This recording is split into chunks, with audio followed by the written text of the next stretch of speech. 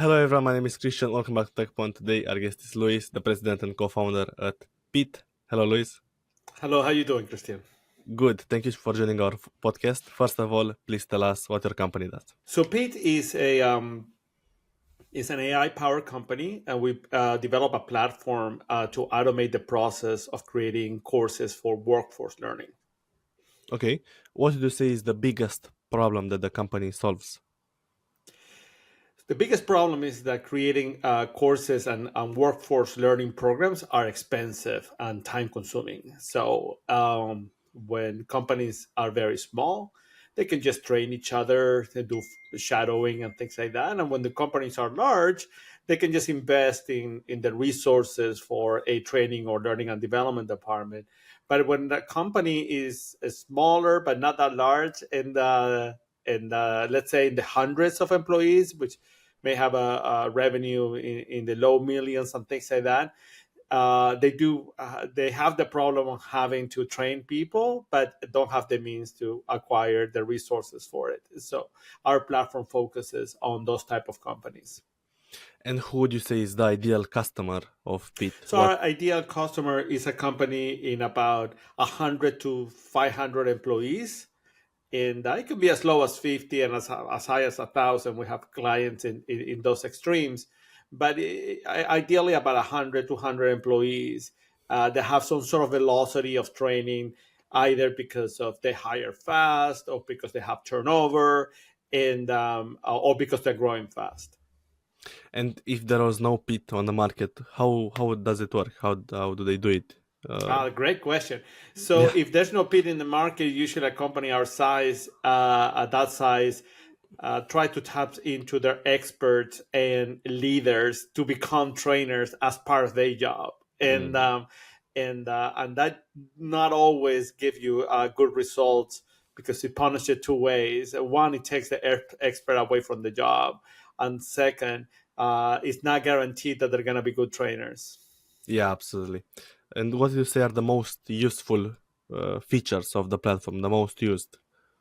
So there's two components to the platform that are very important. One is the speed to training. So the ability to create courses that are optimized for learning and really fast is Mm-hmm. definitely one of the biggest features. But a lot you can probably wire away among generative AI tools something that will do something similar, although it will not be already deployed in a learning platform. But the part that we do very, very well is the evaluation of learning. So there's two ways, two sides of the questions when it comes to learning. One is that the learner has to consume the information, understand it, but the other is that we have to evaluate whether or not they actually learn. Right. And that traditionally is done through tests and silly questions and multiple choice and things like that. What we do is we have a simulation engine that allows the learner to engage one on one with the expert at scale. Wow, that's amazing. So no Hmm. more boring tests, right? Yes. Or really beyond boring is like they're inefficient. Yeah. Hmm. Thank you. And how does the pricing work for the people that So we want to? have, I'm sorry. So yes, we have a SaaS model, and that so it's an annual contract that is paid monthly. Ah, okay. And yeah, do you charge per user or how Yeah, does it no, work? actually, we have to work with uh, the. I would say if there's a third, a strong component is the amount of support that we give. We work with our customers hand in hand, and to co-create the first few courses with them because the process Nice. is still complicated. And then after that, we continue to do monthly checkups, so you get very strong customer support with it.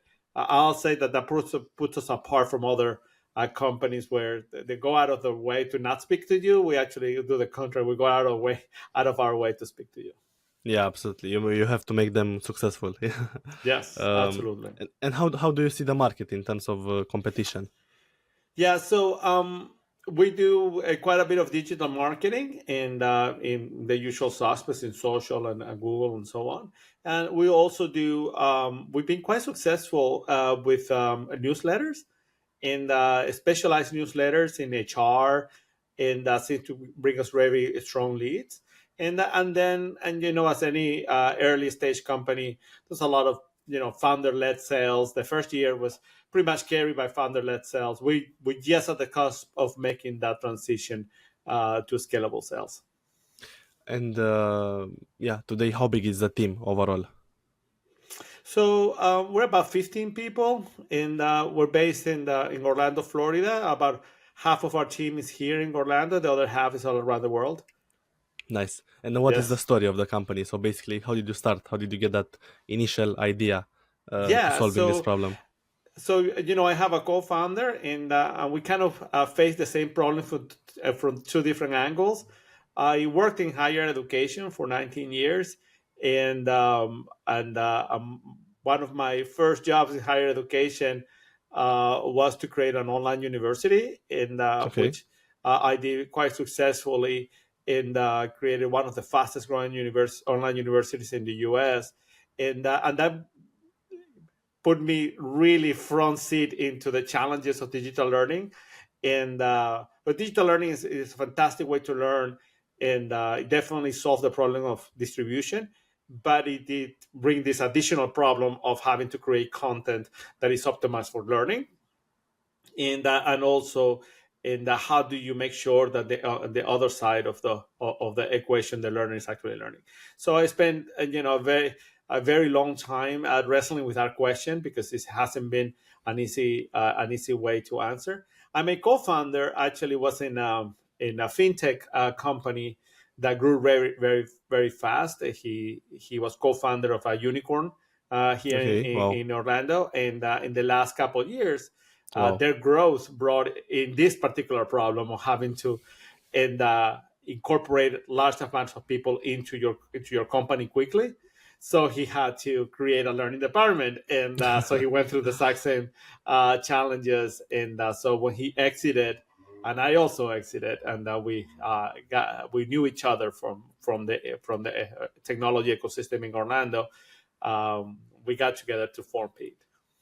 That's amazing. So network is super important. Yeah, it got you to the first idea, the first founding member, and that's where it all started, right? Absolutely, networking is key.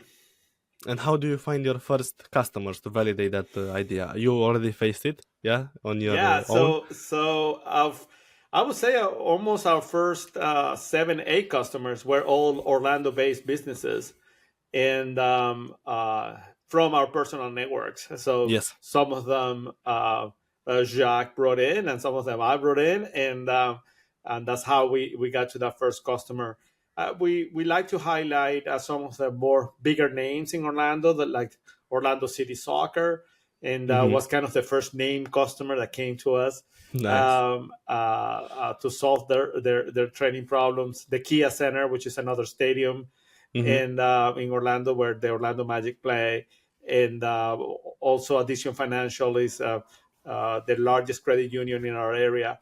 So those became very important to us, because they were larger customers with names, with name recognition. But all of them came through personal networks, and now we have the other.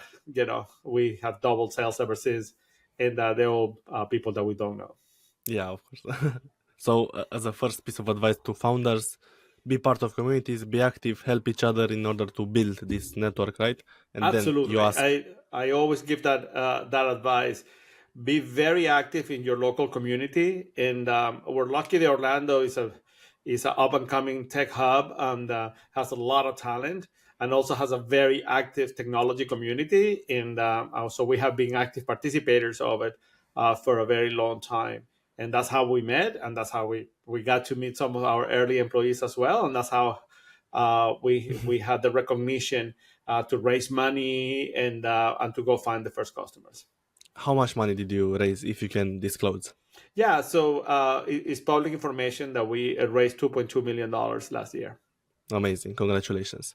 Thank you. Now, today, what is the most successful go-to-market strategy for acquiring new customers? So our most successful right now is digital marketing, actually, and uh, it is kind of a problem of the chicken and the egg, because if you don't spend money in it, you have to have certain volume in spend in order for it to work out. Can't do it in Yes. smaller numbers. Yes. Cannot do digital marketing and spending a couple $100. It just doesn't Yeah. work. And Yeah. so it's something that we had to do after we raised our seed, and be able to then spend, between $5,000 and $20,000 a month in advertising. And that's advertising dollars alone. Then you have to spend the money into creating the creative, the messaging that goes with it, and the campaigns, the different social properties that you have to manage. So Yes. it's quite an investment, but it's paying off big time for us. What would be your best piece of advice for someone that's looking to create a department like this into their company? They realize they have this problem and they want to build this out. So let's say a So startup. Yeah, you know the story. yeah, absolutely. So if you're small, in that, again, if you have fewer than 50 employees, actually you want to do what I call organic training, just people train Yeah, each other, and yeah, that works out very well, especially in smaller groups. People, is there's not as much information to learn and things like that, so it's very easy to shadow. And but if you are inside a bigger company, and I have seen many cases in which all of a sudden somebody tells you, "Well, you're in charge of training the people to learn what you know," and don't try to your own. Please go to use a tool like ours. It will drastically improve what you do, yes. and so it will get you back into your real job faster. Yeah, absolutely. Thank you for sharing this. Yes. And do you think that Pit has achieved product market fit? Yeah, I think so. I mean, we have 17 customers. All of them are paying, and we actually increase from the beginning of last year to the end of last year. We increased our ARR contract size by 4 times, and Okay, wow. which means people are paying 3 or 4 times more by the end of the year than they were paying by the beginning of the year. I mean, new customers, and we're regularly getting customers that didn't know us, and so I say there's a market fit in there. Sure. Amazing. And through this podcast, you can also get inbound traffic. People learn about your story, learn about what to do. And I think in the beginning, it's also super important to be human, right? To tell Yes. your story, to be there, as you said, founder-led sales, and then scale it to a point. Yeah, Then you build absolutely. a team. No problem. You're absolutely right. What is the vision for Pit? So there are plenty, thousands of companies like that right now, and research shows that employees are demanding more and more to be trained in the job, and research also shows that beyond in a degree or formal education that you have, the specialization and building skills is really the future of workforce. And so our vision is, obviously to become a very important part of this new skills economy, and that we, become a tool that just like a Salesforce, a hotspots becomes the go-to tool for Yes. CRM, that we become the go-to tool for workforce learning. Yeah, that's amazing. And That would be the plan, right? absolutely. I'm curious to know, how did AI impact your business, because it's a topic everybody now talks about. But yeah, Yeah. probably you started with AI from day one. Am I right? Absolutely. So, uh, generative AI specifically it becomes the enabler for us. We cannot have our tool without it. It was built on top of generative AI technologies. Yes. We do have our proprietary technology that we are now in the process of patenting. We already have a provisional patent, but we already applied for the utility patent. Amazing. And but that uses is trained as an instructional designer. An instructional designer is the person that translates expertise into training.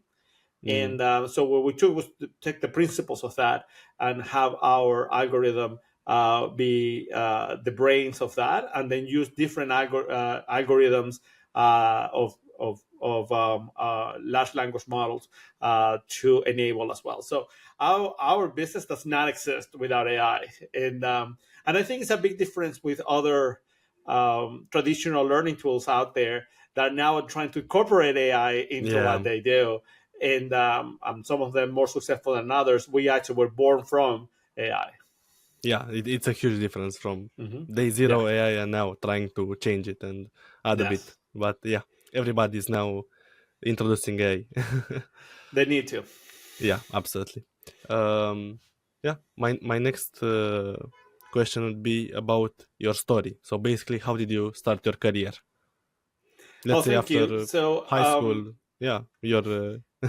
yeah, so I started programming computers at a very early age, like 8 or 9 years old, which is today is not that impressive because that's very normal. But back in the 80s, when I was when I was that age, it was very rare, especially Yeah. from South America, where I come from, and I come from Venezuela. So I started learning. I was started programming computers in the early 80s in Venezuela, Okay. and then went on to go to a systems engineering school, which is kind of the equivalent of computer science, and then moved to the States in my 20s. So my first job was as a software engineer, and so I did that for many years. And also I have a degree in technology and a degree in design. So I also did a lot of design in the early years because back in the 90s, you kind of did everything. You did front end, back. There wasn't that distinction front end and back end and all this specialization. You basically were an application developer and you did everything. And so I did a lot of design. Yeah. But that combination of the technology and the design part got me into product management very quickly, and then became a product executive. Then my career took a pivot when in the early 2000s, kind of technology imploded, and which is something very rare to think about right now because and there's never enough technology people around. But back then it was a very different time because that's how I got to higher education, and I Uh, got a job in a university, one of the universities I went to, and hired me to create an online university for them, and that's so I became a product executive for online nice. university, and then that got me to be a general manager, and so I've been an executive ever since. And since you moved to the entrepreneurial side, I'm curious to know what is your biggest challenge since building Pit, and what would be your best piece of advice for someone that's looking to get from the education sector or from any other sector to starting their own SaaS business.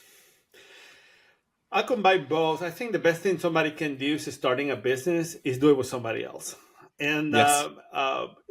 it's really hard. There's a lot for you to take care of, and especially if you are a first timer, and I have come to believe that the reason why it's so hard for some people is because they make a lot of mistakes. They make a lot of silly mistakes, and I came here later in life, and my co-founder has gone through several exits already. So we make very few silly mistakes, and that which means that a lot of our time is spent in the business.